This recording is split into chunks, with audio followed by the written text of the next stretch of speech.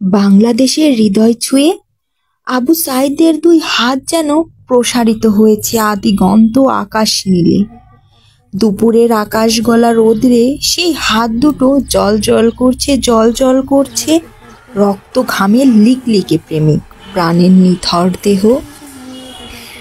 পূর্ব থেকে পশ্চিম, ঈশান থেকে অগ্নি, মেরু সীমানা অবধি, বঙ্গোপসাগর থেকে হিমালয়, সভ্যতার শিখর পেরিয়ে হিমাদ্রির বরফ গলা তেজদীপ্ত যার ছড়িয়ে গেছে সেই হাত দুটো জ্বলন্ত তেজে বুকে তার বাংলাদেশের নাম রক্তের অক্ষরে খোদাই করা আবু সাঈদের বুকে নয় যেন সেদিন সেই গুলি বাংলাদেশের বুকে ছোড়া হয়েছিল।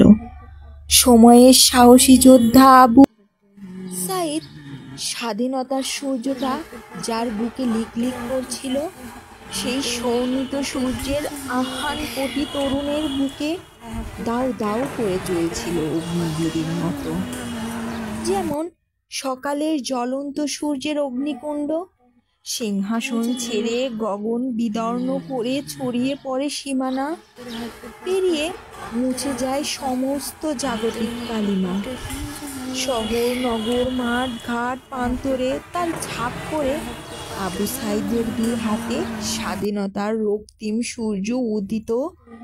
বিশ্বাস ছিল তার দেশের প্রতি, মুক্ত বিহঙ্গের মতো স্বাধীনতার দেশে উড়তে চেয়েছিল সে, কিন্তু দেশটা যে পরাধীনতার অতলে জানত না সে। আবু সাঈদের হাত দুটো আজ জাগ্রত স্বাধীনতার রুদ্র মশাল।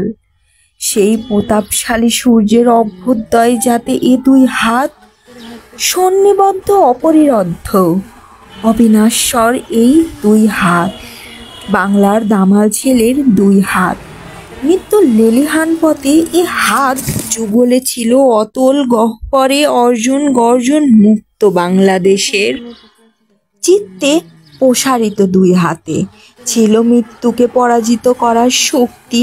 বুক শটাং করে প্রসারিত দুই হাত দেশপ্রেমের শ্রেষ্ঠ নিদর্শন। শতাব্দীর সব যন্ত্রণার বিভৎসতা যেখানে এসে সমাপ্ত হয়েছে।